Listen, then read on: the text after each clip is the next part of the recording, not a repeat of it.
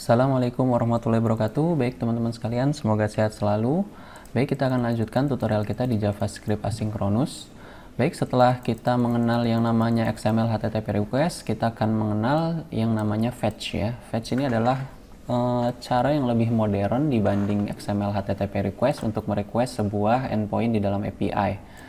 Kenapa kita harus belajar XML HTTP request sebelumnya? Sebetulnya XML HTTP request itu masih dipakai ya oleh para developer untuk mendevelop sebuah website atau untuk menge-fetch endpoint dari sebuah website. Baik, kita akan lanjutkan di fetch API. Mudah ya, sintaksnya seperti ini, fetch, kemudian endpointnya. Di sini kita punya folder yang isinya 3 data JSON ya. Nanti kita chaining aja untuk mengambil ketiga endpoint tersebut. Data JSON ya. Kemudian ini return promise berarti kita harus pakai then ya. Kemudian kita panggil callback functionnya, argumennya mendapatkan objek respon ya di sini dalamnya. Kemudian console.log resolve. Kita print dulu respon. Kemudian di bawahnya seperti biasa kita catch ya, catch errornya, objek error, kemudian kita console.log rejected (2) error, objek error. Oke, salah ini error. Sip. Kita simpan, kita lihat di sini. Nah, ini resolve ya, resolve status 200 artinya sukses. Baik, kita sudah manggil data.json ini menggunakan fetch API. Kemudian bagaimana memunculkan datanya? Cara memunculkan datanya simple ya, tapi sebelumnya fetch API ini berbeda dengan XML HTTP request ya. Jadi kalau misalkan kita tambahin di sini 10 salah begitu ya URL endpointnya, kita save, ini tetap resolve teman-teman, tetap ke print resolve-nya. Yang ini kan resolve ya, resolve-nya tetap ke print. Kemudian kalau kita lihat di sini statusnya 404 not found, artinya error ya, tapi dia tetap resolve promise-nya ya. Dan itu adalah karakteristik dari fetch API ya. Jadi fetch API ini akan menampilkan error rejected, akan menampilkan rejected ketika endpoint-nya ini tidak bisa diakses, misalkan network error atau endpoint API-nya udah nggak ada, seperti itu teman-teman. Oke, baik, kita lihat data.json ya, seperti ini, resolve. Kemudian kita akan menampilkan datanya sebetulnya ada di sini. Respon, kemudian bukan di header tapi di dalam sini proto di JSON method ini ya. Kemudian kita tampilkan di sini response.json metodenya. Tapi kita nggak bisa simpen ya kayak kemarin console data gini ya, nggak bisa karena response.json ini menghasilkan sebuah promise. Berarti kalau menghasilkan sebuah promise kita harus tackle pakai then ya, then data, callback functionnya console.log data, seperti ini. Ini harus di return dulu ya, return. Sip, kita save. Nah, seperti ini teman-teman, ini responnya, ini datanya. Tuh datanya, kita udah dapat ya datanya. Oke, respon.json. Kemudian bagaimana kita menchaining data 1.json? Nah, kita tambahin aja di sini, di bawah sini, return fetch data nih, data 1.json. Kemudian berarti ini kan menghasilkan promise ya, berarti kita then data respon dulu ya, respon karena kita belum ngambil datanya, respon console.log, kita resolve dulu fetch kedua (2), response ya. Kemudian di bawah sini kita tampilkan datanya, return apa? Return response.json. Kemudian di sininya kita tackle pakai then method, then data console.log data. Seperti ini teman-teman. Oke, resolve fetch kedua dapat datanya. Nah ini ya. Kemudian kita lanjutkan lagi, kita chaining lagi fetch. Ini return dulu. Fetch apa? Data 2.json. Kemudian di sini kita pakai then apa? Callbacknya response. Kita dapat itu ya, objek responnya console.log. Apa ini? Resolve fetch ketiga titik 2 response. Kemudian di sini return response.json.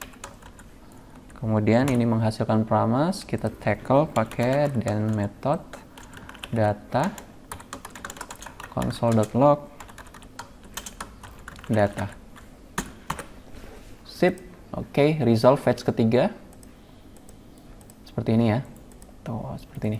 Oke, kita udah berhasil mengambil data di endpoint menggunakan fetch. Ini modern way ya, karena ini fetch ini adalah native dari JavaScript untuk mengambil endpoint ya kan. Oke, gitu ya teman-teman. Mudah-mudahan bermanfaat, dan ini juga chaining juga, kita melakukan chaining menggunakan fetch. Ini fetch data 1, kemudian fetch data 2 JSON, dan seterusnya. Ini untuk menghandle errornya di sini. Baik, mudah-mudahan bermanfaat di materi fetch API ini. Baik, kita lanjutkan. Setelah kita memfetch dari endpoint menggunakan method fetch, kita akan berlanjut ke async dan await ya. Yang ini async dan await, kita enter dulu. Apa itu async dan await? Async dan await itu adalah membuat sebuah function menjadi asinkronus. Contoh, misalkan kita memiliki function get data, ini arrow function ya. Ini merupakan arrow function. Nah, untuk membuat function ini menjadi asinkronus, kita menambahkan di depan bracketnya ini, di depan kurung kurawalnya ini, async di dalam di depannya ya. Nah, ini membuat function ini menjadi asinkronus. Jadi ketika kita panggil get data, otomatis function ini asinkronus ya teman-teman. Nah, berarti nanti di dalam asinkronus ini, function get data yang sifatnya asinkronus ini, kita akan mengambil menggunakan fetch. Menggunakan fetch data.json ya. Nah, kalau sebelumnya kalau kita tidak menggunakan asynchronous ini, async ini, kita men-tackle promise-nya kan pakai then ya. Pakai then, kemudian response dan bla bla bla gitu kan. Nah, kalau di dalam asynchronous function seperti ini, kita langsung saja simpan ini ke sebuah variabel ya. Variabel respon, kemudian di depannya ini kita kasih await. Nah, apa maksudnya ada await di sini? Jadi ketika datanya belum keambil, blok datanya jangan jalankan kode ini sebelum datanya selesai. Jadi intinya await itu adalah jangan jalankan ini sebelum si fetch ini selesai. Jadi setelah fetch data.json ini selesai, dia akan menyimpan di dalam variabel respon gitu teman-teman. Jadi ini blocking ya. Sebetulnya ini blocking, tapi karena dia di dalam asynchronous function, jadinya function ini menjadi asinkronus. Jadi di dalamnya doang yang blocking ya, di dalam function ini doang yang blocking. Nah, kemudian setelah itu kita lanjutkan ya. Sebelumnya ketika kita menggunakan fetch kan kita menggunakan gini ya, respon json method seperti ini kan. Nah, kalau di dalam sini kita bisa menyimpannya const data sama dengan begini. Nah, karena respon.json ini hasilnya adalah promise, berarti kita tambahin await di depannya. Nah, jadi nggak usah pakai then lagi di belakangnya ya. Jadi then lagi kan kita sudah menggunakan await di depannya. Oke. Nah, kemudian setelah itu tinggal kita console.log datanya seperti ini. Kita save. Nah, ini teman-teman. Dapat ya kita datanya menggunakan asynchronous function nih. Nah, kenapa kita harus belajar asynchronous function? Jadi kalau kita lihat ini, kita menggunakan fetch, kemudian kita men-chaining beberapa endpoint. Ini kan endpoint pertama, endpoint kedua, endpoint ketiga ya. Ini kelihatannya agak membingungkan ya. Nah, dengan menggunakan asynchronous function ini, kita dapat membungkusnya dalam satu pemanggilan function seperti ini. Nanti kita akan masukkan beberapa endpoint ini ke dalam function get data teman-teman. Oke. Jadi lebih clean kodenya dibanding harus chaining seperti ini. Baik, kalau kita mau men-chaining menchaining ini apa namanya fetch di dalam asynchronous function, berarti kita copy aja ya. Nah, seperti ini. Tapi nama variabelnya kita rubah aja.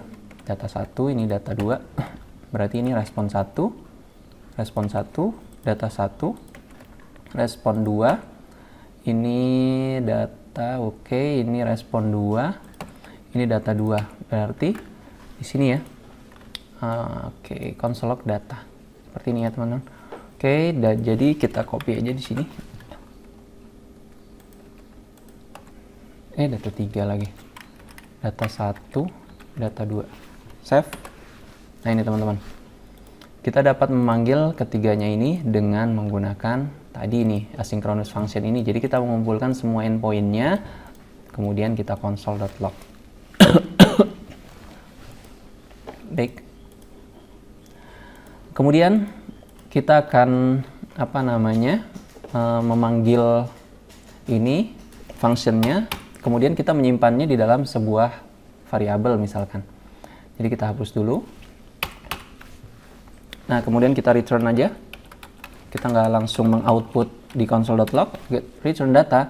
Kalau kita save, kosong ya. Oke.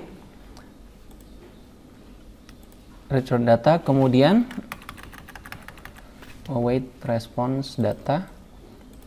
Kita menggunakan then dulu.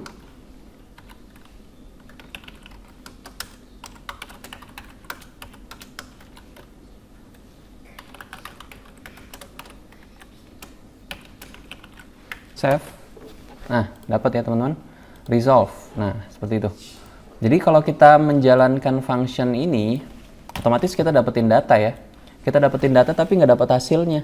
Karena kita harus men-tackle dulu nih, karena hasilnya ini kan asinkronus. Jadi hasilnya adalah sebuah promise. Jadi kita harus tackle then dulu nih di sini. Sehingga kita harus melakukan yang tadi nih. Then data kita tangkap di sini objeknya, kemudian kita tampilkan resolve-nya.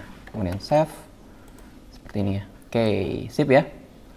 Oke, nah apakah benar ini function ini asinkronus ya? Kita tes saja, misalkan console.log 1, kita copy ya, 2, console.log 3, console.log 4, save ya teman-teman. Tuh, lihat ya, ini adalah asinkronus ya, 1, 2, 3, 4, 1, 2, 3, 4, kemudian setelah selesai nge-fetch, kemudian dia tampil di terakhir, baris terakhir teman-teman. Oke, itu adalah materi asinkronus dan await ya, async dan await. Async ini membuat sebuah function menjadi sebuah asinkronus, dan await ini adalah menunggu nge-fetch data sampai selesai, kemudian dia meng-assign value-nya di dalam variabel tersebut, kemudian dilanjutkan. Jadi sifatnya blocking nih await di dalam function async teman-teman. Oke, baik, itu adalah materi tentang async dan await. Baik, kita lanjutkan teman-teman. Materi terakhir di asynchronous ini adalah bagaimana kita menangkap error dari asynchronous function teman-teman. Saya hapus dulu ini. Ini kan cuma untuk ngetes apakah asynchronous apa bukan, get datanya. Baik, kita akan mencoba ngetes ya. Ini kan tampil ya. Oke. Misalkan data.json ini kita errorin misalkan. Kita hapus, save. Nah, gini teman-teman. Error ya. Unexpected token T in JSON at position 7. Artinya error ya. Artinya JSON-nya error. Oke, memang sudah kita errorin ya. Berarti udah ditangkap ya. Ditangkap di sini. Baik, kita belum menggunakan catch-nya di sini. Kita tambahin. Sebetulnya kita bisa rapihin ini teman-teman. Dan-nya kita enter, kemudian kita tap satu kali, enter. Nah, seperti ini. Ini catch error, kemudian console.log rejected ini ya, tick error .message seperti ini. Save. Tuh, rejected ya teman-teman. Nah, kita sudah men-tackle rejected-nya menggunakan catch nih. Oke, ini reject gara-gara data.json-nya error, ya. Kemudian kalau kita betulin ya, kita betulin, save, tampil ya datanya, resolve. Oke. Kemudian bagaimana kalau datanya endpoint-nya salah seperti ini. Seperti kita ketahui ya, fetch itu kalau URL-nya salah, berarti dia tetap resolve. Save. Tuh. Ya. Dia kan tetap resolve ya, berarti ini await fetch ini tetap resolve. Kemudian ketika respon ini ditampilkan menggunakan metode JSON di sini, ini artinya error ya. Artinya error. Jadi dia akan menampilkan ini. Tapi unexpected token in JSON at position 0 ini tidak benar ya, karena JSON-nya sudah kita betulin. Yang salah adalah ketika di sininya. Ketika respon ini menghasilkan resolve sebetulnya ya, tapi dia nggak dapetin datanya karena kan salah. Kemudian ketika promise-nya ini kita tambahkan JSON di sininya, ini akan menghasilkan data yang salah ya, data yang salah seperti ini. Oke, rejected. Baik, bagaimana caranya kita men-tackle response ini ya sebelum dia menjalankan data atau respon.json. Berarti kita harus menambahkan di sini if response ya, if response dot status ya kan. Ini kan ada statusnya ya teman-teman. Sini ini kalau ini kan sudah error ya. Kalau respon dot status, kalau ini ya. Oke, tidak sama dengan 200. Kemudian throw new error seperti ini. Tidak dapat mengambil data. Ini ya. Sip, return data. Kemudian kalau bukan 200 berarti dia throw error terus tampilkan di sini. Kalau 200 berarti dia jalankan const data, kemudian return data teman-teman. Berarti nanti resolve. Kita save ya. Kita save. Ini kan error ya. Oh, ini error. Rejected, tidak dapat mengambil data. Ini custom error ya di sini. Tuh, sini. Kemudian kalau sudah benar, save. Tuh, dia resolve. Nah, itu teman-teman.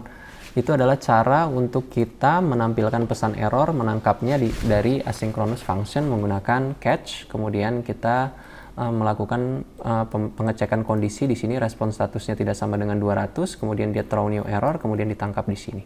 Baik, itu adalah materi terakhir di asynchronous JavaScript ya teman-teman. Semoga bermanfaat. Assalamualaikum warahmatullahi wabarakatuh.